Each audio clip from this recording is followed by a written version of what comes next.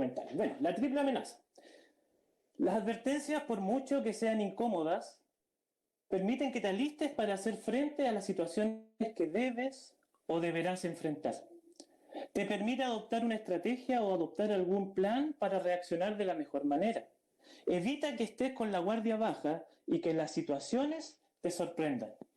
El día de hoy estudiaremos algunas advertencias que el apóstol Pablo le señala a su compañero enviado Tito.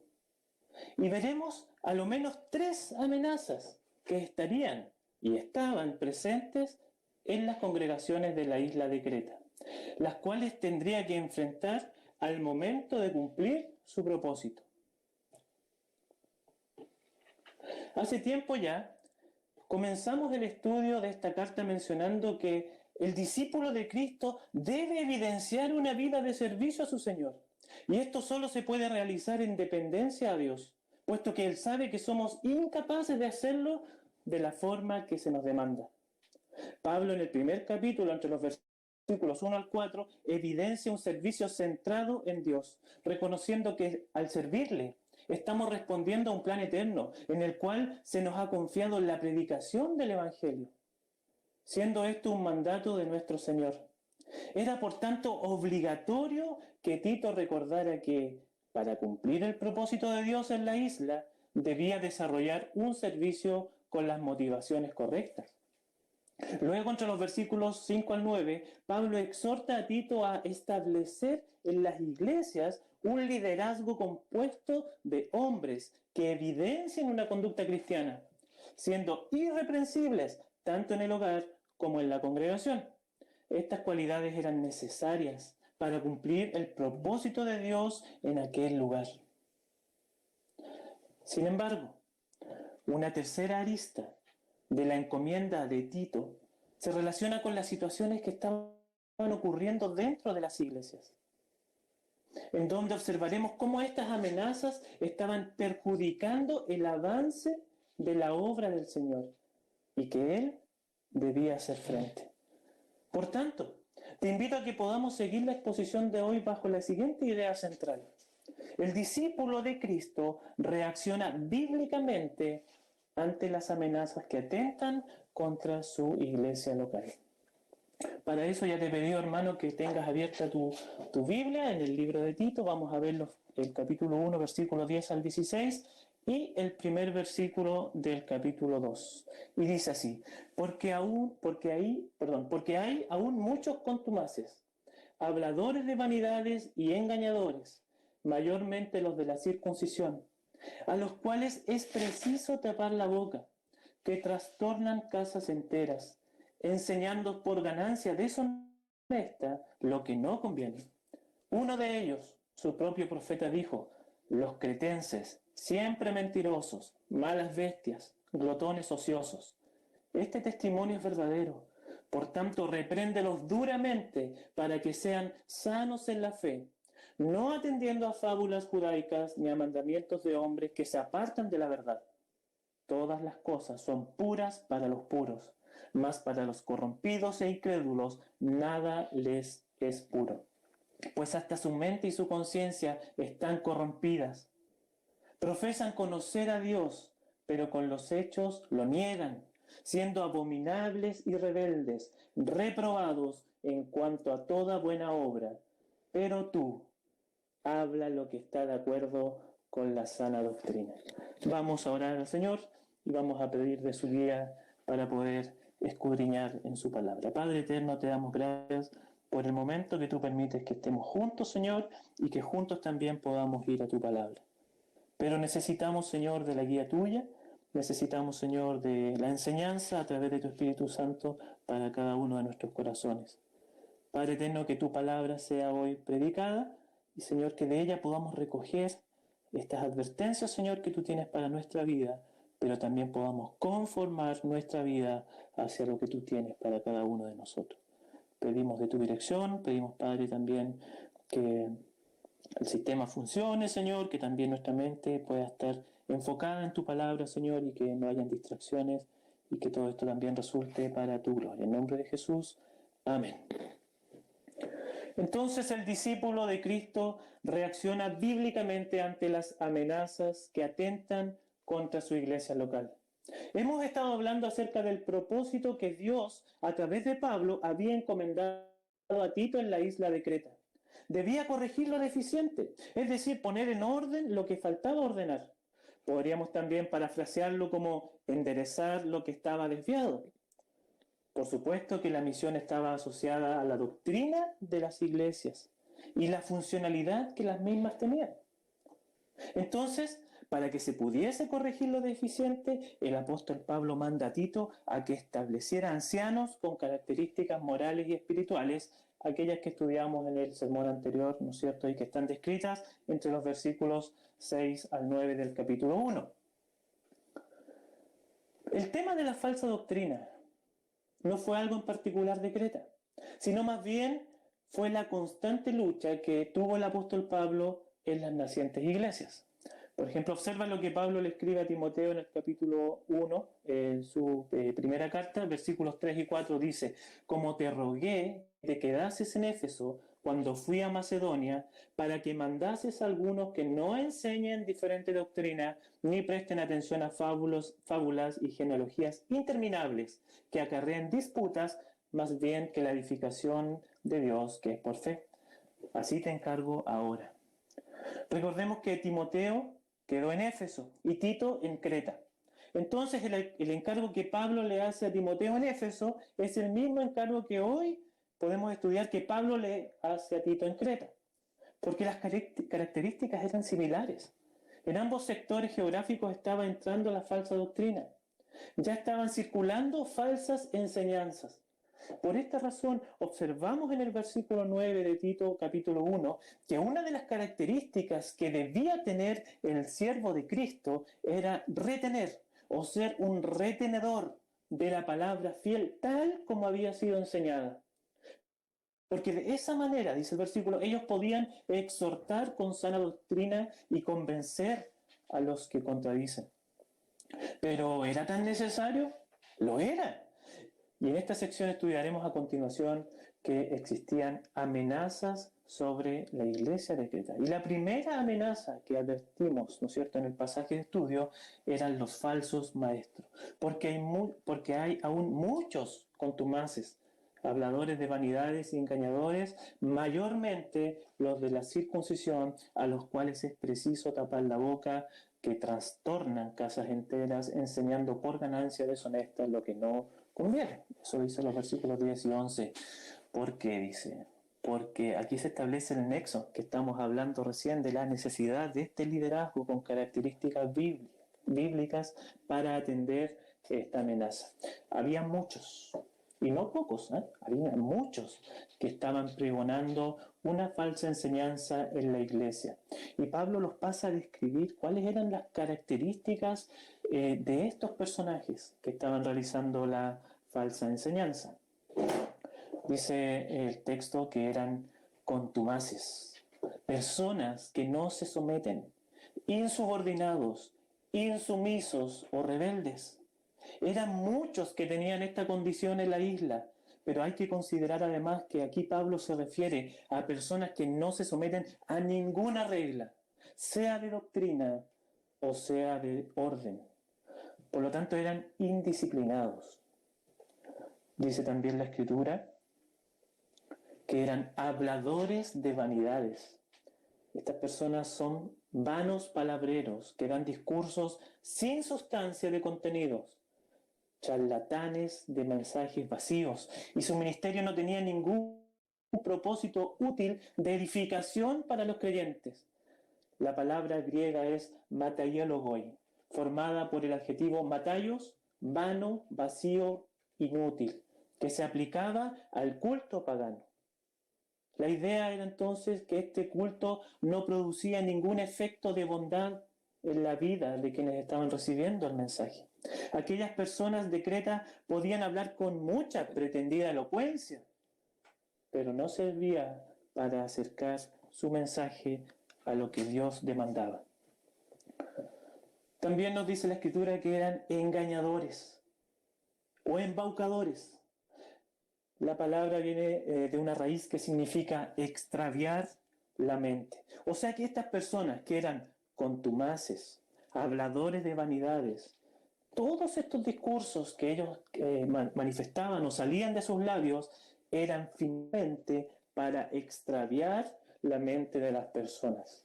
Y hay un dato más que es muy importante. Dice Pablo que eran mayormente estas personas eran los de la circuncisión. ¿A qué se refiere Pablo con esto? Bueno, de acuerdo a Génesis 17, la circuncisión era el corte del prepucio del varón a los 8 días. Y este mismo capítulo de la Biblia muestra que era la señal del pacto de Dios con Abraham y el pueblo de Israel. Entonces, en primer sentido, se refiere a judíos. Sin embargo, hay algo más de fondo.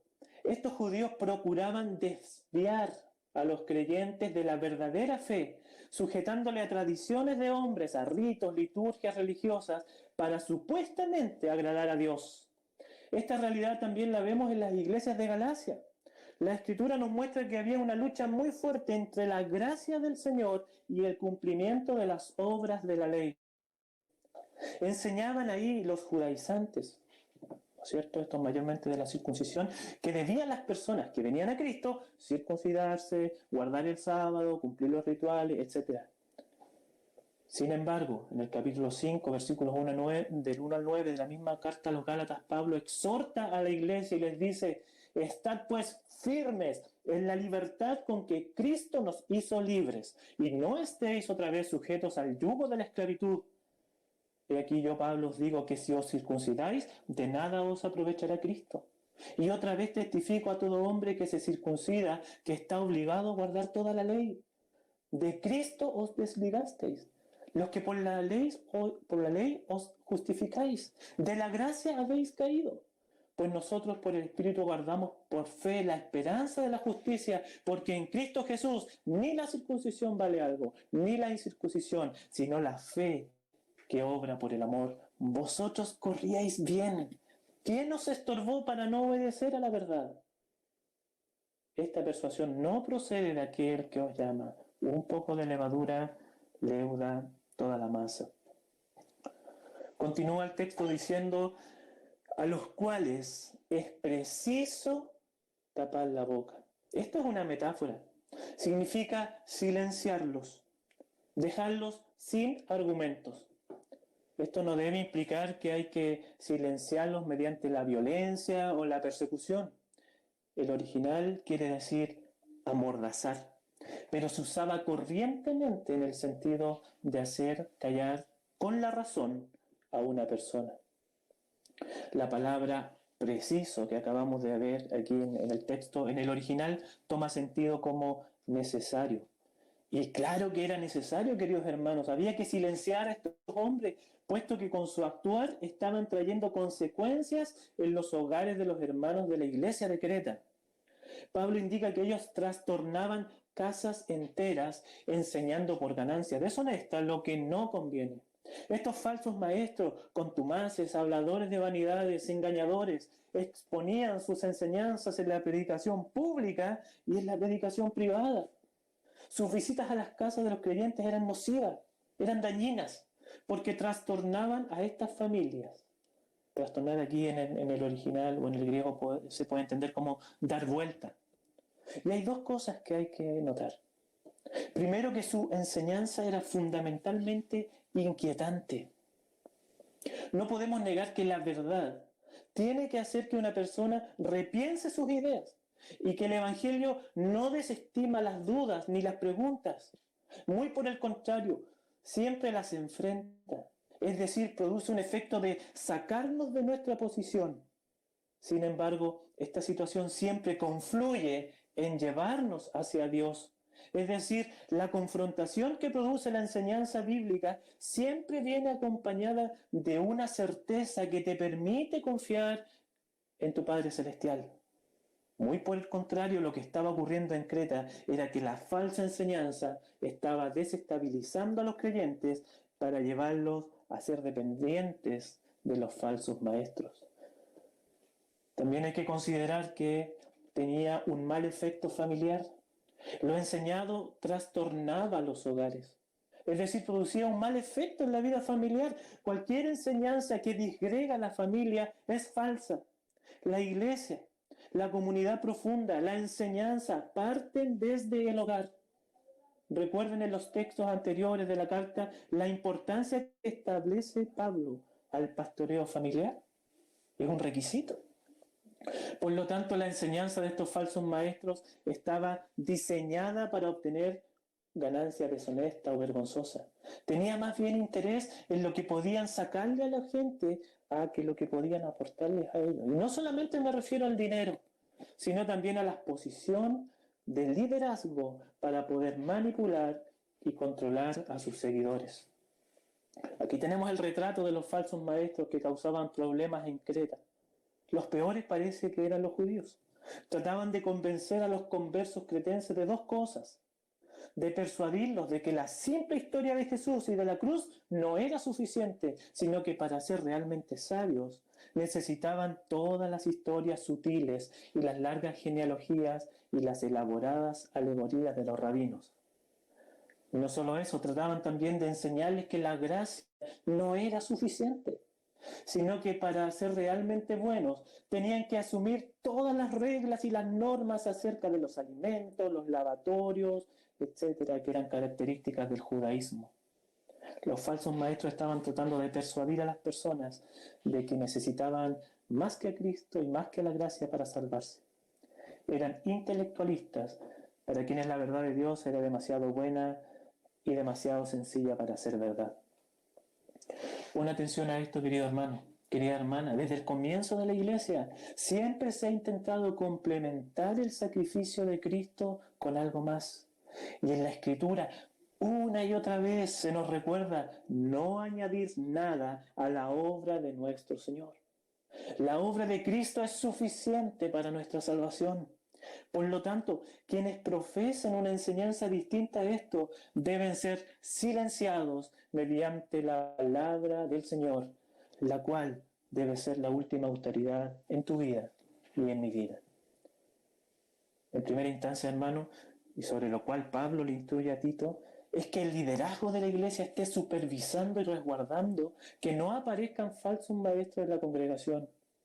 Y no quiero por ningún motivo de que se pierda eso en el enfoque correcto del pasaje.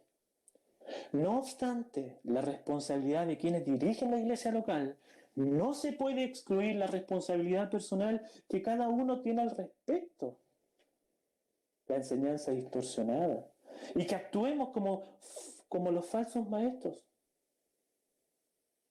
Ya sea que nuestra enseñanza sea distorsionada o ya sea que no estemos reaccionando frente a la enseñanza distorsionada. Evaluemos, querido hermano, ¿cómo está nuestra vida? Ya sea que tengas o no una responsabilidad pública en la iglesia. Te pregunto, ¿identificas en tu vida alguna de estas características que hemos mencionado? ¿Te cuesta someterte a las autoridades, al liderazgo, a los hermanos en el hogar? ¿Cómo está el contenido de lo que estás hablando a los demás? ¿Estás centrado en la palabra del Señor? ¿Hay gracia en tus palabras? ¿Estás edificando a tu hermano con la palabra de Dios? ¿O prefieres estar entregando siempre tus apreciaciones personales? ¿Conduces a las personas a la verdad o las estás alejando de ella? ¿Cuál es tu motivación? ¿Cuál es tu real motivación? Piensa en esto, hermano. Todos somos potenciales falsos maestros y la única forma para que no caigamos en este error es teniendo una consideración continua en la palabra de Dios. Es preciso silenciar a los falsos maestros, es necesario, y la única manera de hacerlo es, mira como dice Tito 2:1, pero tú habla lo que está de acuerdo a la sana doctrina. La manera de combatir la falsa enseñanza es ofreciendo la auténtica. Sí, hermano, esto demanda preparación, demanda estudio personal, demanda disciplina, en definitiva demanda una absoluta dependencia de nuestro Señor para que cada vez seamos más como Él y menos como nosotros. Entonces el discípulo de Cristo reacciona bíblicamente ante los falsos maestros que atentan contra la iglesia local. Pero se nos advierte también una segunda alerta, una segunda amenaza. una cultura influyente. Versículos 12 al 14 dice, uno de ellos, su propio profeta, dijo, los cretenses, siempre mentirosos, malas bestias, glotones ociosos, este testimonio es verdadero, por tanto, repréndelos duramente para que sean sanos en la fe, no atendiendo a fábulas judaicas ni a mandamientos de hombres que se apartan de la verdad. En el mundo antiguo se hablaba de las 3C como lo peor de lo peor. Los cretenses, los cilicios y los capadocios. Espero, hermano, que no haya ninguna aquí cretencia, cilicio y capadocio. Pero los cretenses eran famosos por ser borrachos, insolentes, falsos, desleales, embusteros y glotones. Su avaricia era proverbial. Polibio decía, los cretenses, a causa de su avaricia innata, viven en perpetuo estado de peleas privadas y contiendas públicas y conflictos civiles. Y no sería fácil encontrar en ninguna otra parte personajes más tramposos y falsos que los de Creta. Y escribía también de ellos, aprecian tanto el dinero que su posición se considera no solo necesaria, sino altamente acreditada. Y de hecho, la avaricia y la codicia son tan naturales del suelo de Creta que son el único pueblo del mundo entre los que es sin tacha cualquier forma de hacer dinero. Tan notorio eran los cretenses que los griegos inventaron el verbo kretizein, cretizar, que quería decir mentir y engañar. Y tenían un refrán que decía kretizen pros Creta, que significa cretizar contra un cretense, que quería decir oponer mentiras con mentiras. La cita que Pablo hace en el texto está tomado de un poeta griego llamado Epiménides, que vivió hacia el año 600 a.C. Perdón, 6 a.C. Y fue considerado uno de los sabios presocráticos de la Grecia antigua. Según Diógenes Laercio del siglo III, fue un importante sabio y alguien que tenía mucha consideración. Por cierto, es nombrado profeta en la Escritura, en atención a que en la cultura griega Epiménides era un portavoz de los dioses. Y sepa usted, hermano, que esta no fue la única cita que Pablo hace de este poeta. También se refiere a él en un dicho que sale en Hechos 17:28, algo que Pablo dijo cuando se encontraba en Atenas. Pero Epiménides dice que los cretenses eran siempre mentirosos, eran unos mentirosos crónicos. Esto fue ratificado por muchos otros filósofos. Por ejemplo, había un monumento en Creta que se llamaba la tumba de Zeus. En la introducción les dije que los cretenses habían indicado que Zeus había nacido en Creta, pero también le tenían una tumba. Se suponía que Zeus era el más grande de los dioses y era inmortal. En su himno a Zeus está escrito, los cretenses son embusteros crónicos, porque edificaron una tumba, oh rey, y la llamaron tuya, pero tú no mueres, sino que vives para siempre. Eran tan mentirosos los cretenses que tenían un dios inmortal y ya le habían inventado una tumba en la cual ya estaba muerto. Pero no solo eran mentirosos, eran malas bestias. Esto hace referencia a la conducta de los cretenses. Eran salvajes, no importaban las circunstancias, cada cual imponía su propio bienestar por sobre los demás y a cualquier costo. Y no solo eso, eran glotones ociosos. Estas personas se les llama ociosos porque no trabajaban, no les gustaba trabajar, eran holgazanes, pero les gustaba comer. Respecto a esta sentencia que Pablo saca a la vitrina, se formuló la paradoja de Epiménides, y te la quiero mencionar, porque esta está relacionada con la filosofía y la lógica. Esta se construyó bajo los siguientes argumentos. Dice, todos los cretenses son unos mentirosos. Sabiendo que él mismo era cretense, ¿decía Epiménides la verdad? Esta paradoja está hecha para tratar de negar lo que el mismo Epiménides decía acerca de los cretenses. Sin embargo, Dios en su infinita sabiduría plasmó mediante Pablo la sentencia. Este testimonio es verdadero, versículo 13. por cuanto Pablo mismo tenía el conocimiento de la actitud de los habitantes de la isla. Por lo tanto, Pablo mismo está confirmando lo que dijo un hombre acerca de sus propios conciudadanos. ¿Cuál entonces era la reacción que Tito debía tener ante esta amenaza? Repréndelos duramente para que sean sanos en la fe. Reprender significa redarguir, convencer. Duramente expresa la idea de algo cortante, separar algo cortante. Es un concepto de dureza o firmeza intensa, podría también decirse severamente.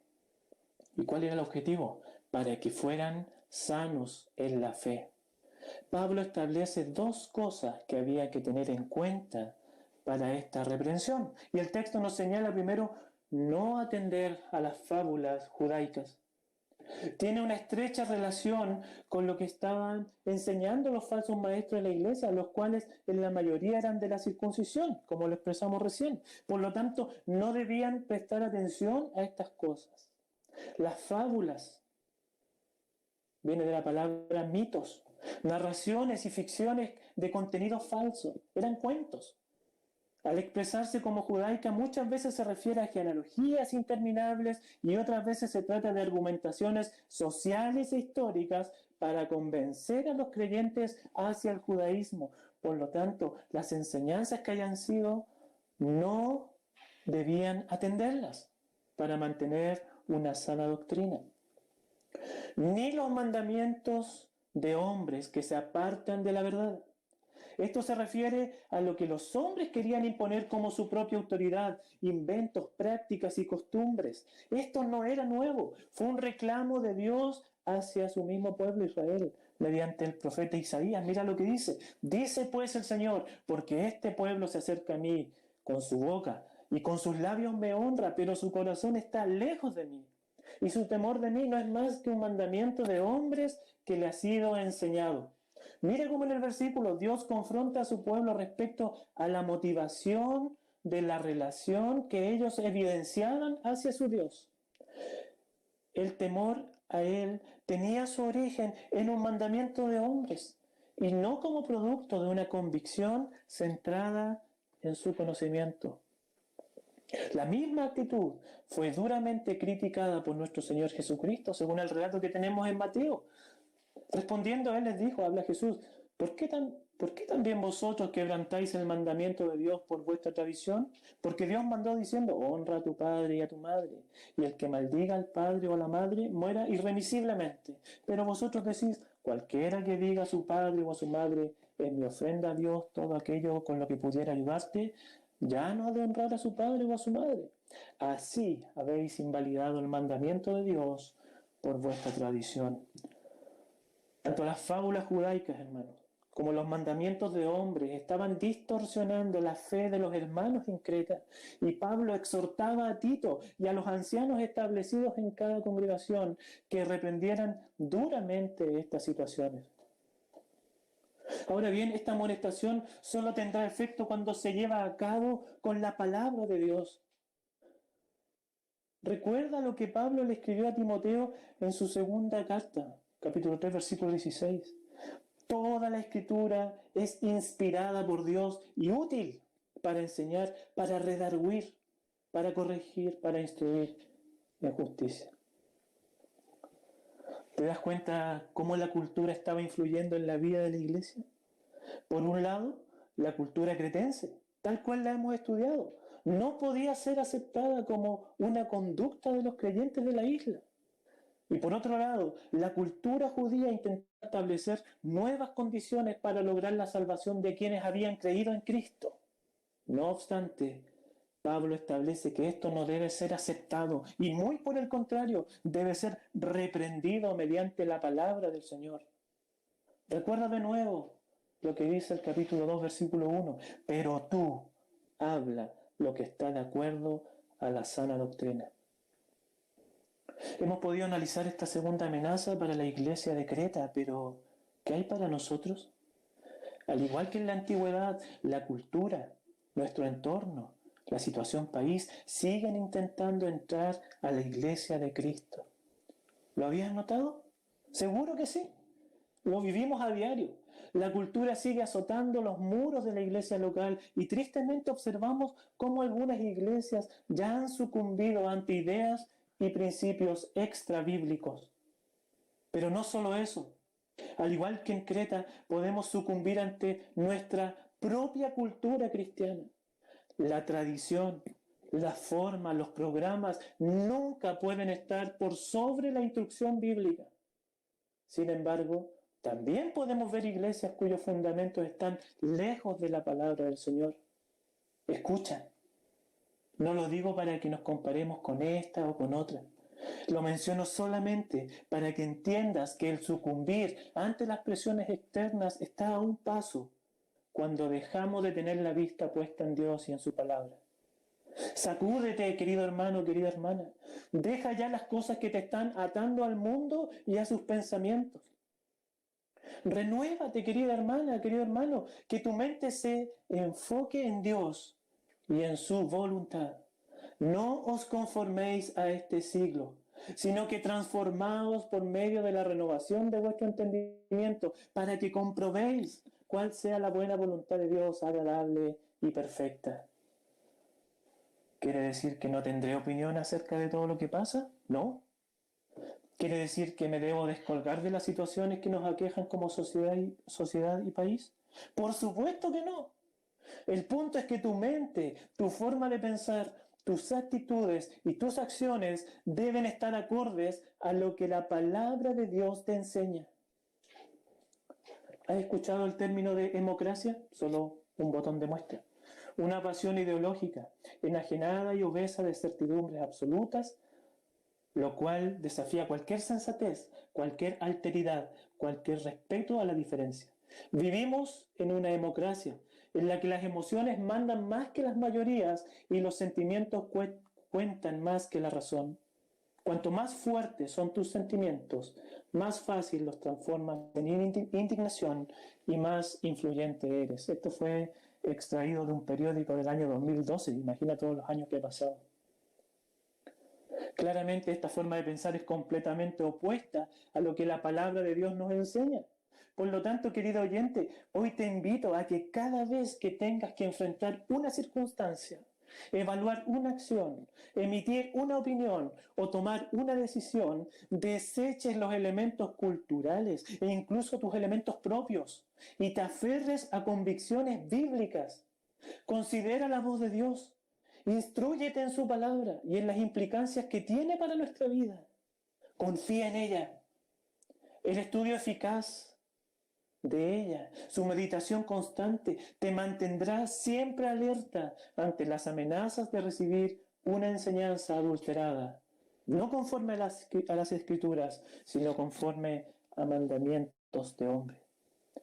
Entonces, querido hermano, el discípulo no se deja influenciar por la cultura que atenta contra su iglesia. Pero también hay una advertencia más que Pablo le está indicando a Tito.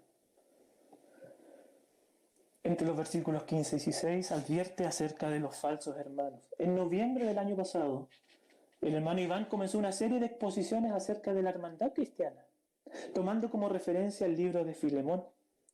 Si tú recuerdas, en su primera exposición vimos que nos reconocemos como hermanos en Cristo por nuestro testimonio, es decir, por el carácter, por el crecimiento y por los frutos que estamos evidenciando. Y asociaba esto a la evidencia que Pablo observó en la vida de Filemón. Pero de la misma forma, hoy desde una vereda opuesta, Pablo ahora identifica el peligro de los falsos hermanos en la iglesia de Creta y escribe a Tito acerca de esta amenaza que debe atender. La escritura que leímos nos muestra solo dos divisiones entre las personas en la iglesia. Por un lado, en la congregación existían personas que eran puras, verdaderos creyentes. Esa pureza caracteriza a los creyentes verdaderos en Dios. No es un asunto de religión, ni de sistema, ni de tradiciones, ni de mandamientos de hombres, sino de una relación personal con Cristo. El cristianismo es vivir a Cristo. Así lo expresaba Pablo a la iglesia de los Filipos.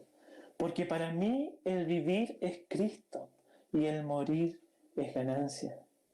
Pero en el texto de Tito dice que todas las cosas son puras para los puros, mas para los corrompidos e incrédulos nada les es puro.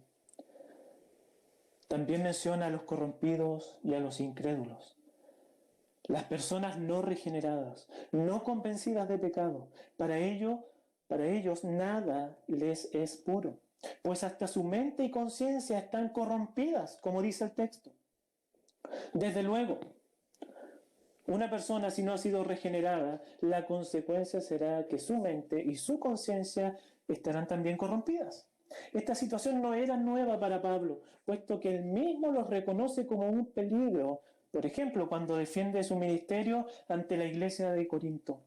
Él, en su currículum, como podríamos decir, dice: 3 veces he sido azotado con varas, 1 vez apedreado, 3 veces he padecido naufragio, 1 noche y 1 día he estado como náufrago en alta mar, en camino muchas veces, en peligro de río, en peligro de ladrones, peligro de los de mi nación, peligro de los gentiles, peligros en la ciudad, peligros en el desierto, peligros en el mar, peligros entre falsos hermanos, en trabajos, en fatiga, en muchos desvelos, en hambre y sed, en muchos ayunos, en frío y desnudez. Imagínate en la vida de Pablo todo lo que vivió.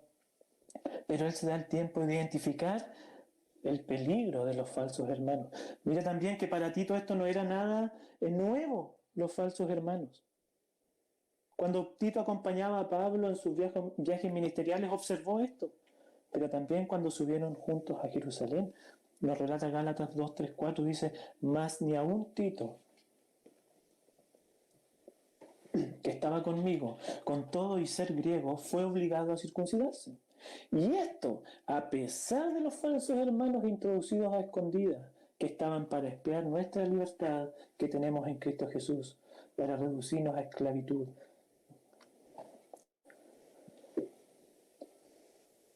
Entonces, aún siendo esto conocido para ambos, aún así el Espíritu Santo guió a Pablo para alertar acerca de estas situaciones a los mismos hermanos que estaban en Creta. Ahora bien, siempre es necesario recordar que estas situaciones son un problema del corazón. Es el corazón del hombre en donde está el problema, y Jesús mismo se lo enseñaba a sus discípulos. Mira lo que dice Marcos 7, versículos 20 al 23, pero decía que lo que del hombre sale, eso contamina al hombre, porque de dentro del corazón de los hombres salen los malos pensamientos, los adulterios, las fornicaciones, los homicidios, los hurtos, las avaricias, las maldades, el engaño, la lascivia, la envidia, la maledicencia, la soberbia, la insensatez. Todas estas maldades de dentro salen y contaminan al hombre. Cuando una persona tiene su corazón impuro o corrompido, todo lo demás que sale de él también será corrompido. Por esa razón la mente, los pensamientos de un incrédulo la gobiernan los adulterios, las fornicaciones, los engaños y toda la lista de las cosas que acabamos de leer. En Tito seguimos observando que el versículo 16 dice: profesan conocer a Dios. Esta amenaza, estos falsos hermanos simulaban una relación con Dios. Engañaban, como buenos engañadores que eran, ¿no es cierto? Engañaban a los hermanos y con sus labios declaraban ser cristianos. Pero inmediatamente Pablo pone el punto de comparación bíblica para quien profesa el cristianismo. Sus hechos negaban el que conocieran a Dios. Esto es básico, querido hermano. Recuerda las palabras de Jesús: guardaos de los falsos profetas que vienen a vosotros con vestidos de oveja, pero por dentro son lobos rapaces. Por sus frutos los conoceréis. ¿Acaso se recogen uvas de los espinos o higos de los abrojos? Así, con todo buen árbol da buenos frutos, pero el árbol malo da frutos malos. No puede el buen árbol dar malos frutos, ni el árbol malo dar buenos frutos. Todo árbol que no da buen fruto es cortado y echado en el fuego. Así que por sus frutos los conoceréis. Cuando una persona profesa conocer a Dios, cuando realmente su corazón ha sido transformado, sus hechos serán congruentes con su nueva naturaleza. Todo lo que yo hago externamente viene a ser congruente con mi realidad interior, puesto que todo esto obedece a una transformación divina. Siempre recuerdo una ilustración que usó Paul Washer y contaba que una vez llegó tarde a una reunión y le preguntaron qué había ocurrido. Él le respondió que a unas cuadras de la iglesia un camión con carro lo había atropellado y había pasado por encima de él. Por eso esto lo retrasó para llegar a la iglesia. Como era de esperar, nadie le creyó. Argumentaron que cuando un camión pasa sobre ti quedan marcas que podemos reconocer inmediatamente. Es correcto, dijo él. Al tener un encuentro con un camión, obviamente cambiaría todo. De la misma forma, y cuánto más, pasa cuando tenemos un encuentro con Dios. Las cosas no pueden seguir siendo igual. Mira lo que dice el versículo 16, en la última parte.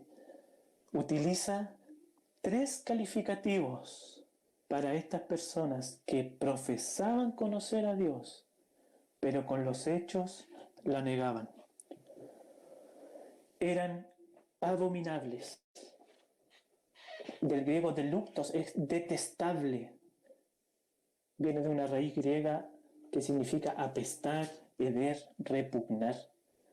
Sabes que son palabras fuertes, pero es el calificativo que Pablo, guiado por el Espíritu Santo, da a estos hombres. Eran rebeldes. Lo vimos, desobedientes, contumaces. Eran reprobados en cuanto a toda buena obra. Reprobado viene del griego adokimos, y esto es como interesante, es descalificado, rechazado o eliminado. La palabra adokimos se usaba para describir, por ejemplo, una moneda falsa que no tiene el peso ni el metal debido. Se usaba también para definir a un soldado cobarde que fallaba en la hora de la batalla. También era usada esta palabra para un candidato que era rechazado para el puesto, a quien sus conciudadanos consideraban inútil. Y también en la construcción se usaba para las piedras que desechaban los edificadores, piedras que no servían para la construcción del edificio y eran botadas a un lado. Pon atención a esto, querido hermano. No hay nada que podamos hacer para agradar a Dios sin que tengamos puesta nuestra esperanza en Él. Pero sin fe es imposible agradar a Dios, porque es necesario que el que se acerca a Dios crea que le hay y que es galardonador de los que le buscan. En otras palabras, estos hombres que profesaban conocer a Dios no podían hacer nada que agradara a Dios porque estaban rechazados por Él. Pero aún así Tito debía insistir en predicarles el Evangelio, recordando la instrucción de Pablo para enfrentar las amenazas en la iglesia. Pero tú habla lo que está de acuerdo a la sana doctrina. Una de las preguntas recurrentes respecto a esto es, ¿qué evidencia hay que una persona sea realmente convertida? ¿O cómo puedo saber yo que soy un verdadero creyente? ¿Cómo podemos nosotros identificar quiénes han sido salvados por el Señor? La Biblia nos enseña en Romanos capítulo 6. Lo estudiamos hace un tiempo atrás en esta clase de Romanos los días martes. Este capítulo nos da una exposición magistral acerca de nuestra nueva condición en Cristo y nuestra relación con el pecado. Eso es una gran evidencia. Una persona justificada por el Señor inevitablemente comenzará a apartarse del pecado. Mira lo que dice Romanos 6:22, mas ahora que habéis sido libertados del pecado y hechos siervos de Dios, tenéis por vuestro fruto la santificación y como fin la vida eterna. Dios te ha hecho una nueva criatura, como dice 2 Corintios 5:17. Entonces la evidencia para nosotros es que comenzamos a consagrarnos, comenzamos a odiar el pecado, porque realmente Dios nos ha justificado. ¿Tuviste alguna vez la necesidad de un Salvador por el pecado que te atormentaba? ¿Buscaste en arrepentimiento al Señor, comprendiendo la situación en que te encontrabas? ¿Le confiaste tu vida en agradecimiento por su enorme sacrificio? ¿Vives hoy para su gloria? Una cosa más, querido hermano. No se trata de ver en cada participante de la congregación un posible falso hermano. Muy por el contrario. La conducta entre nosotros debe ser la bíblica, en amor y con todas sus implicancias. Por lo tanto, es la misma Escritura la que nos enseña cómo se debe proceder cuando comenzamos a observar aquellas conductas que van evidenciando desviaciones en la común fe. Ten en consideración la sabiduría de la disciplina bíblica. Observa Mateo 18, 15 al 20. Observa también las instrucciones que Dios da a las iglesias. Por tanto, querido hermano, el discípulo de Cristo identifica la presencia de falsos hermanos en la iglesia local y reacciona bíblicamente ante esto. Al comenzar la exposición, estaba medio cortado, te hablé un poco acerca de la triple amenaza como esta táctica de ataque en el básquetbol. Pero hay algo más que debes saber. En cuanto el equipo que está defendiendo se da cuenta de esto, activa rápidamente los movimientos adecuados para contrarrestar el ataque y evitar la anotación del rival. De la misma forma, como habrás observado, para cada amenaza conversada, el Señor nos ha provisto de su palabra, la cual es suficiente y poderosa para actuar en nuestro socorro. Recuerda entonces que debemos reaccionar bíblicamente ante las amenazas que atentan contra la iglesia local, silenciando con las Escrituras a quienes tienen falsas enseñanzas, filtrando con las Escrituras las respuestas a las presiones culturales y sociales que tenemos constantemente, y también exhortando con las Escrituras, es decir, poniendo el Evangelio en la mente a quienes se dicen ser creyentes, pero no viven como tales. Nunca olvides, querido hermano, y te animo a que lo tengas presente en tu vida, el mismo consejo que Pablo le da a Tito, pero tú habla lo que está de acuerdo a la sana doctrina. Que el Señor nos anime, que el Señor nos ayude y que nos dé la sabiduría para estar yendo una y otra vez a su palabra, para que podamos estar pendientes a las amenazas que se nos presentan diariamente y que podamos confiar constantemente en nuestro Señor y en su palabra poderosa. Vamos a orar a nuestro Señor. Padre, te alabamos en esta mañana y te damos gracias por la sabiduría que hay en tu palabra, Señor. Gracias, Padre, porque no hay nada que se asemeje a ella. Gracias, Señor, porque cualquier intento propio humano quedaría el camino, Señor, mas tu palabra permanece para siempre. Y en esta tarde, Señor, tu iglesia se acerca a ti a través de ella para pedirte, Señor, que nos ayudes, que nos fortalezcas, que pongas en nosotros el deseo, Señor, de vivir, de amoldar nuestra vida constantemente hacia ella y hacia ti. Guíanos, Señor. Y que como congregación también podamos estar atentos a tu voz y reaccionar de acuerdo a lo que tu palabra nos enseña. En nombre de Jesús. Amén.